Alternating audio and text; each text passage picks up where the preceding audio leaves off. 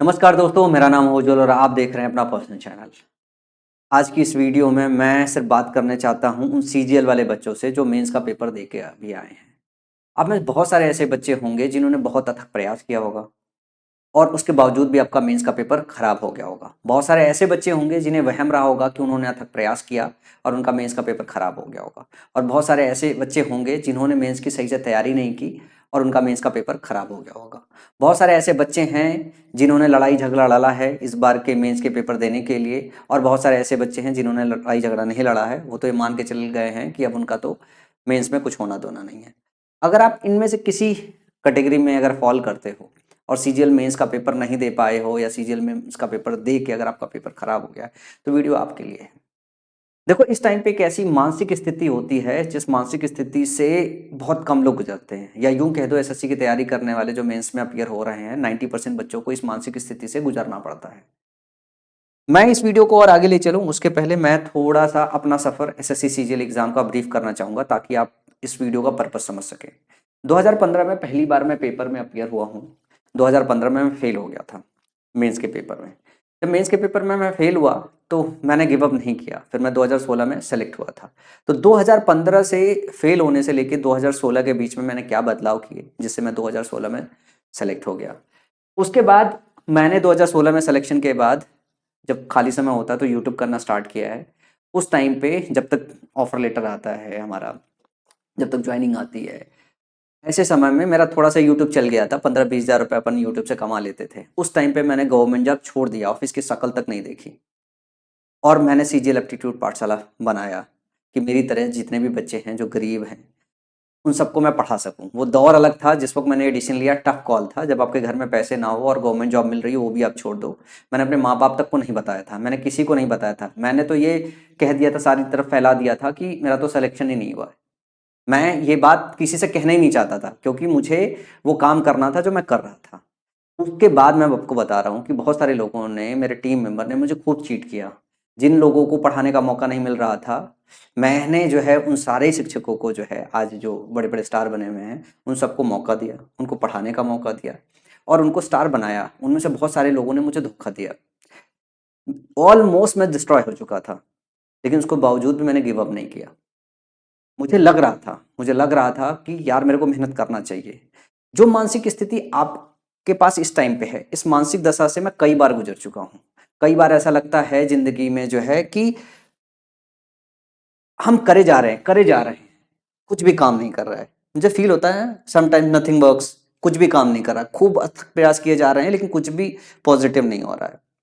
मैं स्टोरी इसलिए बता रहा हूँ ताकि आप चीज़ों को थोड़ा कनेक्ट कर पाओ। आपको इस टाइम पे एक्चुअली गिव अप नहीं करना चाहिए। Don't give up bro. भाई बहन जो भी हो मेरे छोटे, गिव अप मत करो। गिव अप कर दोगे ना तो सब खत्म हो जाएगा। ऑलमोस्ट आप जो है सफलता की दहलीज पे हो सकता है कि आप आखिरी सीढ़ी पे हो और आखिरी सीढ़ी से लौटो मत। इस टाइम पे गिव अप करना बिल्कुल ठीक नहीं है। पेपर दे लिया है, 1-2 दिन रिलैक्स कर लो, सोचो, वापस सोचो, थिंक अगेन कि क्या गलत गया है, व्हाट वेंट रॉन्ग। लिखो अपनी कॉपी में क्या चीज गलत हुआ है। आपने सबको पढ़ लिया है, गगन को पढ़ लिया, अभिषेक को पढ़ लिया है, अभिनव शर्मा को पढ़ लिया है, पवन रावसो को पढ़ लिया, रेमो सर को पढ़ लिया, सबको पढ़ लिया है, आदित्य को पढ़ लिया है, मेरे से भी पढ़ लिया, सबसे पढ़ लिया। उसके बावजूद भी आपका सिलेक्शन नहीं हुआ। सारा डेटा इकट्ठा कर लिया है। लिखो क्या गलत गया है, कहाँ पे गलती हुई है, और उसके बाद वापस से कठिन परिश्रम करो। और जब कठिन परिश्रम करोगे तो ऊपर वाला देख रहा है कुछ ना कुछ ठीक हो जाएगा, समथिंग विल वर्क। मैं आपको बताता हूँ, जब मैं ऑलमोस्ट डिस्ट्रॉय हो चुका था, सब कुछ खत्म हो गया था, मैंने गिव अप नहीं किया। मुझे लगता था अगर मेहनत करता रहूंगा कुछ ना कुछ काम करेगा। मेरे बहुत सारे टीम मेंबर ने मुझे खूब धोखा दिया, लेकिन कुछ एक टीम मेंबर ने मेरा साथ भी दिया। उन टीम मेंबर्स के साथ वापस मैंने जो है अपनी इस माई पाठशाला को खड़ा किया।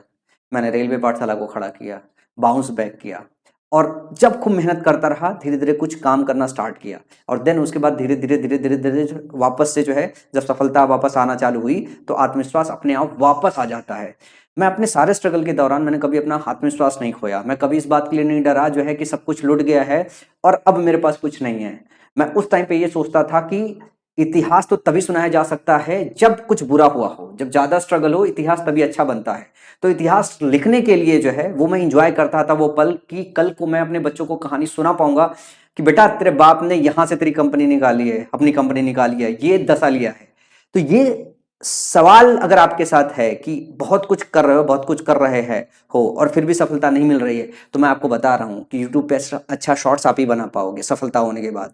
जब आपकी रैंक 1 2 3 4 5 6 बनेगी अगली साल ना, तो शॉर्ट सबसे ज्यादा आप ही के चलने वाले हैं। तो ये आज का जो स्ट्रगल है ना, वो भी रखे रहो। ऊपर वाला चाहता है कि आप सफल हो और फिर आके यूट्यूब पे शॉर्ट्स बनाओ और वो शॉर्ट्स इतना वायरल हो कि आपकी स्ट्रगल की कहानी लोग सुने। इस पर गिव अप करने लायक नहीं है। जो एक चीज आपको समझने लायक है गिव अप के अलावा, जो है एक्सपीरियंस पर्सनालिटी होने के नाते, जो है और इतने साल से काम करते करते इस एग्जाम को समझते समझते, मैं बस एक छोटी सी चीज आपको बताना चाहूंगा कि एसएससी के एग्जाम में जो है सेलेक्ट होने के लिए बहुत सिंपल सा प्रोसेस है। अगर उसको कॉम्प्लिकेट नहीं करेंगे, जैसे मैं 2015 में फेल होने के बाद मैं समझ गया था कि मेरी मैथ्स बहुत अच्छी है, मेरी इंग्लिश बहुत वीक है, मुझे इंग्लिश बहुत मेहनत करना पड़ेगा। मैं 8 8 घंटे दिन के इंग्लिश पढ़ता था, मैथ हाथ ही नहीं लगाता था क्योंकि मैथ्स मुझे बहुत आती है। तो उस टाइम पे सफल होने में इंग्लिश मेरे को इंप्रूव करना पड़ा क्योंकि मैं अपनी वीकनेस समझ पाया था। यही सिंपल सा प्रोसेस है, इसकी से और कुछ नहीं है। सिलेबस को पूरी तरीके से कवर करना है, ठीक है ना। पीवाईक्यू की प्रैक्टिस करनी है, मॉक टेस्ट देना है, उसकी एनालाइज करनी है, अपने स्ट्रेंथ और वीकनेस पे फोकस करना है, जो है फिर प्रॉपर रिवीजन करना है, प्रॉपर रिवीजन करना है। इन सब चीजों में एक सबसे इंपॉर्टेंट चीज है जो गलती होती है कॉमन, कि एक रिसोर्स इस्तेमाल करना है। जैसे कोई अगर गगन से पढ़ रहा है तो उसको गगन से पढ़ना चाहिए, कोई अभिनव शर्मा सर से पढ़ रहा है, अभिनव सर से, कोई अनुराग सर से पढ़ रहा है तो अनुराग सर से। एक ही रिसोर्स को मल्टीपल टाइम अगर आप रिवीजन करोगे तब एग्जाम में आप अच्छा परफॉर्म करोगे। अगर आप रिसोर्सेस कंटिन्यूअस चेंज करते रहोगे तब आपका सफल होना बड़ा मुश्किल काम होता है। जिन बच्चों के पास ऑर्गेनाइज्ड रिसोर्स नहीं है, मैं इस साल जो है 2025 में तकरीबन 10,000 बच्चों की मदद कर रहा हूं। 10,000 बच्चों की कायदे से मदद कर रहा हूं, मदद के नाम पे, मतलब ऐसा नहीं कर रहा हूं कि सिर्फ कह दे रहा हूं, मैं मदद कर रहा हूं सही से। तो तकरीबन तकरीबन 10,000 से ज्यादा बच्चों की मदद करने वाला हूं। 10,000 तो मेरा मिनिमम क्राइटेरिया है, जिसमें मैं उन सभी बच्चों को पूरा का पूरा सिलेबस प्रोवाइड कर रहा हूं। पूरे के पूरे सिलेबस के साथ पीवाईक्यू की जो प्रैक्टिस की बात है, जो सिंपल रिसोर्स मैं बता रहा हूं कि ये आपको स्टेप करना है, सिर्फ वही स्टेप पूरा करा रहा हूं। पूरा सिलेबस कवर करा रहा हूं, पीवाईक्यू प्रैक्टिस करा रहा हूं। इसके लिए तकरीबन 800 घंटों का ऑर्गेनाइज्ड क्वालिटी कोर्स अपन ने बनाया हुआ है। 14 किताबें बनाई हुई है सबको कवर करने के लिए। जो है ये सारा का सारा जो है मैं 10,000 बच्चों को सिर्फ 108 रुपए में दे रहा हूं। और इसमें अगर आप एनरोल करना चाहते हो तो आप यहां से एनरोल कर सकते हो। आप माई पाठशाला ऐप को जो है इंस्टॉल कर लो, उसमें एसएससी की कैटेगरी चूज कर लो, उसके होम बैनर पे बस ये पिक पड़ा होगा, इस पे कहीं पे भी अगर क्लिक करोगे तो ये बैच ओपन हो जाएगा। बैच ओपन होने के बाद आप क्या काम कर सकते हो, आप एनरोल कर सकते हो। 108 रुपए दोगे, 12 महीने की वैलिडिटी है, ताकि 2025 का तैयारी आपका ठीक हो जाए। ऐसा नहीं कि सिर्फ 108 रुपए दे रहा हूं तो मदद के नाम पे 3 महीने की वैलिडिटी पकड़ा दूं। 3 महीने की वैलिडिटी नहीं पकड़ा रहा हूं मैं, बस ये चाहता हूं कि आप गिव अप मत करो। इस पूरे इंटायर कोर्स में अगर एक सब्जेक्ट भी आपको पसंद आ गया, एक सब्जेक्ट भी इंप्रूव हो गया, तो आपका 108 रुपए वसूल जाएगा। मेरा सिर्फ और सिर्फ कोर विजन यह है कि मैं इस साल 10,000 बच्चों को मदद कर पाऊं, क्योंकि मैं बहुत गरीब हुआ करता था। मैंने बहुत लंबे समय के बाद अपना प्लेटफॉर्म वापस से बाउंस बैक किया है, और ऐसे में उन सभी बच्चों का जिन्होंने मेरा साथ दिया है इस पूरे ऑड टाइम्स में, और वो सारे के सारे बच्चे जो लगता है कि वो सही से गाइड नहीं हो पा रहे हैं, उन सब के लिए बहुत ऑर्गेनाइज रिसोर्स बनाया है। आप आराम से जाके ऐप इंस्टॉल करके इसमें एनरोल करके पढ़ाई कर सकते हो।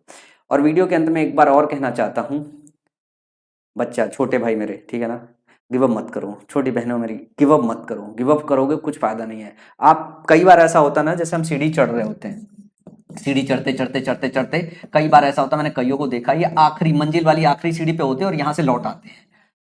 मैं हमेशा जिंदगी में एक बात जानता हूं, मैं हमेशा मान के चलता हूं, जब मैंने पहली सीढ़ी चढ़ी है ना, तो मैं मान जाता हूं कि मंजिल मेरा यही है, बस एक स्टेप चढ़ना है। फिर मैं एक स्टेप धीरे और चढ़ लेता हूं, फिर एक स्टेप और चढ़ लेता हूं। फिर मुझे डर लगता है इस बात का, ऐसा तो नहीं कि मैं यहां पे खड़ा हूं और एक कदम आगे बढ़ता तो मंजिल मिल जाती और मैं वापस चला आया उतर के। ये काम बस मत करो। जो बच्चे सीजीएल मेंस लिख के आए हैं वो यहाँ पे बैठे हैं, जिनका पेपर खराब हो गया, बस उन्हें एक सीढ़ी है, एक बॉर्डर क्रॉस करना है, उनका सिलेक्शन हो जाएगा। आप इस रिसोर्स का इस्तेमाल करो अगर रिसोर्स की शॉर्टेज है। अगर कोई रिसोर्स ऐसे है जिसमें आपका सब्जेक्ट परफेक्ट हो गया है, तो वही सेम रिसोर्स आप दोबारा से रिवीजन करो, रिसोर्स चेंज मत करो। Single resource multiple time revise करोगे तो आप बेहतर आउटपुट निकाल पाओगे। पिछले साल की गलतियों को लिखो, देखो कि क्या गलत गया है, कौन सा सब्जेक्ट खराब हुआ है, किस जगह पे क्या प्रॉब्लम हो रही है, और उस प्रॉब्लम को दोबारा जो है 1 2 दिन 4 दिन का रेस्ट लो, ताकि दोबारा से एनर्जी गेन कर सको। और पिछले साल से इस साल कहीं ज्यादा मेहनत करो, ताकि ये सिर्फ जो आखिरी वाली सीढ़ी है ना, ये चढ़ा जा सके। और इसमें लापरवाही करोगे तो आप खिसकते चले जाओगे, खिसकते चले जाओगे, खिसकते चले जाओगे। मैं और हमारी टीम मिलकर एसएससी 2025 के लिए जो है खूब अथक इस बार प्रयास करने वाली है, ताकि हम 2025 के एग्जाम में बहुत सारे बच्चों का रिजल्ट निकाल सकें। तो बने रहिए हमारे साथ, चैनल को सब्सक्राइब कीजिए और पढ़ाई करते रहिए अगले साल की।